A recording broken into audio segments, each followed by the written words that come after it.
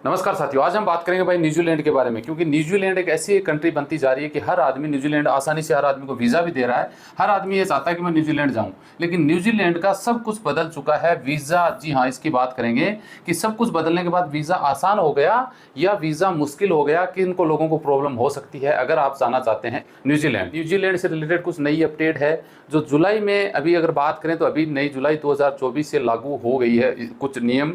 तो अगर आप जाना चाहते हैं न्यूजीलैंड या फिर न्यूजीलैंड जाने की सोच रहे हैं तो बहुत सारी डिटेल इसमें है, तो मैं आप लोगों के साथ शेयर करूंगा। देख सकते हैं दो बड़ी अपडेट हैं। एक अगर अपडेट तो वैसे एक ही है, New Zealand thinks visa role with blue to Indian workers now are the new change, यानी कुछ नए चेंज हुए हैं न्यूजीलैंड में। इसका कारण क्या देख सकते हैं, after Australia New Zealand work visa rule for immigrant, यानी पहले कनाडा ने वीज़ा रूल चेंज किए, उसके बाद ऑस्ट्रेलिया ने कर दिए, अब भाई साहब आपने न्यूजीलैंड ने भी कर दिए। और आपको पता होगा तो दुबई सरकार ने भी विजिट वीज़ा के लिए, वीज़ा के बारे में नियम बहुत सारे बदलाव हो चुके हैं। ये बदलाव होते क्यों है, सबसे बड़ी बात ये कि कोई भी देश वीज़ा में बदलाव क्यों करता है। बदलाव करने का मतलब ये है कि कुछ जगह तो आपको सहूलियत और देते हैं वो देश, लेकिन कुछ देशों में लोग बढ़ जाते हैं, जनसंख्या बढ़ जाती है, लोगों की भीड़ बढ़ जाती है।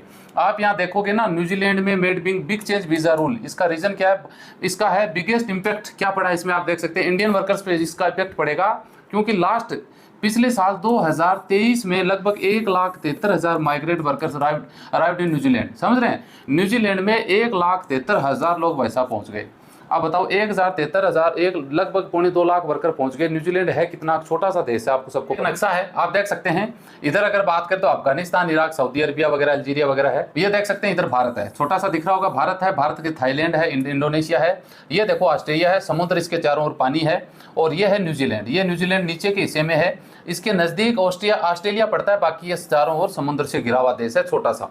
मात्र अगर इसकी पॉपुलेशन की बात करें तो 5 मिलियन की कंट्री है, छोटा सा पॉपुलेशन। हालांकि क्षेत्रफल के हिसाब से बड़ी कंट्री है, क्षेत्रफल बड़ा है, लेकिन जनसंख्या बहुत कम है। इसमें भी लगभग 80% जनता ऊपर की तरफ रहती है, दक्षिण की तरफ, और नीचे थोड़ी बहुत जनता दक्षिण की उत्तर साइड में, नीचे थोड़ी जनता इसमें रहती है। तो कहने का मतलब यह है कि न्यूजीलैंड कंट्री अच्छी है, नो डाउट, वहाँ का रहन सहन अच्छा है, हरी भरी कंट्री, आप चाहते हैं ग्रीन, एकदम साफ सफाई, रहने की लायक कंट्री है, नो डाउट।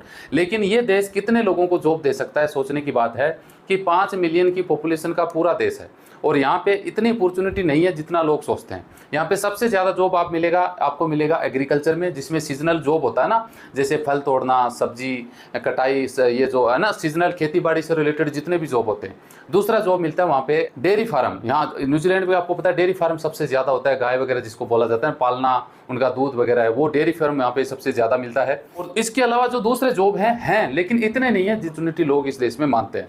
हालांकि सरकार ये बोलती है कि हम 20,000 के लगभग कोटा देते हैं साल में, कि हमारे देश में 19-20 हज़ार लोग हमारे देश में आके काम कर सकते हैं, जिसमें एग्रीकल्चर का, डेयरी फार्म वगैरह जो लेबर टाइप के जॉब होते हैं ना, इनस्किल्ड वर्कर होते हैं, जिसमें 5-7 10वीं क्लास आप पढ़े होते हैं, उन लोगों को आसानी से यहाँ पे जॉब भी मिल सकता है।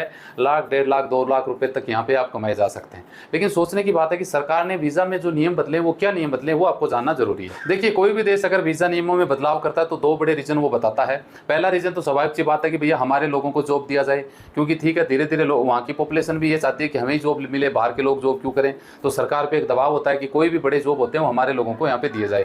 दूसरी उनका कहना ये होता है कि भैया भीड़ भाड़ को हम रोकेंगे, क्योंकि कोरोना के बाद में बहुत सारी देशों ने वीज़ा में कुछ नियमों में ढील दी थी, जिसमें न्यूजीलैंड का नाम भी आता है। वहाँ पे भीड़ बढ़ चुकी है, तो वो बोलते हैं कि भैया भीड़ जहाँ ज़्यादा बढ़ेगी वहाँ पे क्राइम रेट भी बढ़ेगा, बेरोजगारी बढ़ेगी, लूट मार, ये वो बहुत सारी प्रॉब्लम होती है जो वहाँ के लोगों को भी सामना करना पड़ता है। तो इसलिए फिर वो क्या करते हैं कि ऐसे तो ये नहीं बोल सकते तू आएगा, तू नहीं आएगा, तू आ सकता है, ऐसा तो नहीं होता है। वो एक क्राइटेरिया डाल देते हैं। अब क्राइटेरिया में उन्होंने क्या क्या डाला है कि भैया पहले तो हम हमारे लोगों को जॉब देंगे। दूसरा उनका कहना है कि हम अच्छे वर्करों को बुलाएंगे। अच्छा वर्कर क्या होता है? अच्छा वर्कर ये होता है पढ़ा लिखा स्किल्ड वर्कर, उनको हम बुलाएंगे। 2 नंबर स्किल्ड वाले वर्कर, जिनके मान लो कोई हमें उन बंदों की जरूरत है जो हमारे देश में आके हमें हेल्प कर सके। ये नहीं कि जिनको काम नहीं आता वो हमारे देश में आ जाए, यहाँ के भीड़ बढ़ाते हैं, कुछ भी काम कर लेते हैं, फिर प्रॉब्लम आती है। और इसको कम करने के लिए पहले आपको पता था न्यूजीलैंड 5 साल का वीजा देता था, अभी उसको घटा के 3 साल का वीजा कर दिया है।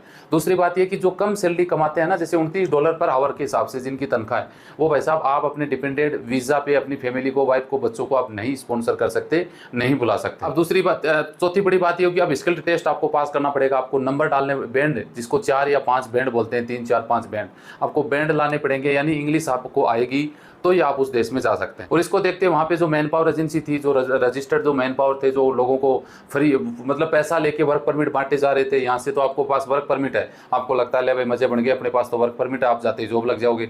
यहाँ से मोटे पैसे 10, 15, 20 लाख रुपए दिए, वर्क परमिट एजेंटों से लिया, वहाँ पहुंचे तो पता चला आपको जॉब ही नहीं मिला। तो इसलिए उनकी संख्याओं में घटाना, उनके पास छापे मारना, उसके लाइसेंस रद्द करने में भी एक हिस्सा इसमें माना गया है। और अभी पहले तो ये था कि कोई भी आ जाओ, अभी ये साफ साफ इंस्ट्रक्शन दिया है कि भैया 3 साल का वर्क एक्सपीरियंस होना चाहिए जिस फील्ड में आप आते हैं, तो ही आपको यहाँ पे जॉब मिलेगा। अब सरकार ये बोलती है कि भाई आप अगर 43,000 यानी $43,000 इंडियन करेंसी 22 लाख रुपए अगर महीने के आप न्यूजीलैंड में कमा रहे हैं, तो आप अपने परिवार को बुला सकते हैं। और उसके अलावा अगर हाई स्किल्ड जॉब में हैं, जिसके ग्रीन लिस्ट की जॉब में आते हैं हाई स्किल्ड, वो लगभग $60,000 अगर आप ईयरली कमा रहे हैं, तो आप अपने परिवार को यहाँ पे बुला सकते हैं। यानी एक तरीके से भीड़ को कम करने के बहुत सारे रीजन स्किल्ड दे दिया। स्किल्ड की बात करें तो देख सकते हैं स्किल लेवल नंबर 1 से 3, मैंने आपको बताया ना 1 से 3 में क्या होता है। आपको अगर देखा जाए, इसे गौर से देखेंगे ना, तो बैचलर डिग्री आपसे मांग ली गई है, क्वालिफिकेशन हायर मांग ली गई है, 5 ईयर्स का आपको रिलेवेंट एक्सपीरियंस मांग लिया गया है। दिख रहे हैं आपको, जॉब ट्रेनिंग भी आपसे मांगी गई है, तभी आपको इसमें जॉब मिल पाएगा। और ऑक्यूपेशन स्किल 2 में आप देख सकते हैं, 2 में ये है कि आपके पास एक डिग्री रजिस्टर्ड होना चाहिए न्यूजीलैंड में, और एसोसिएट डिग्री भी आप हो सकती है, एडवांस डिप्लोमा भी हो सकता है। और इसमें इस तरीके से 4-5 लेवल तक की डिग्री नॉर्मल हो ना, जैसे ड्राइल बाइसिकल वगैरह, ये छोटी जॉब है, उनमें भी लेवल 4 में आपसे स्किल टेस्ट वगैरह बहुत सारी कंडीशन इसमें रखी गई है। तो कहने का शौक ये एक ही बात है भाई साहब, न्यूजीलैंड ने वीज़ा, अभी अगर वीज़ा रेशियो की बात करें तो 100 लोग वीज़ा अप्लाई करेंगे, तो मुझे नहीं लगता 50 लोग भी यहाँ पे सक्सेस हो पाओगे। हालांकि विजिट टू वर्क ऑप्शन है, कोई दिक्कत नहीं है, वहाँ जाओ, जॉब सर्च करो। अगर आप स्किल्ड है, आपको अच्छा खासा काम आता है, जाते आप अगले के वहाँ हो सकता है आपका इंटरव्यू ले आप क्लियर कर जाओ, तो आपको जॉब आसानी से मिल सकता है। बाकी ये प्रॉब्लम आपके साथ आने वाली है, आगे कोई नई अपडेट आएगी तो हम आप लोगों के साथ जरूर शेयर करेंगे। मिलते हैं नेक्स्ट वीडियो में अच्छी जानकारी के साथ। जय हिंद।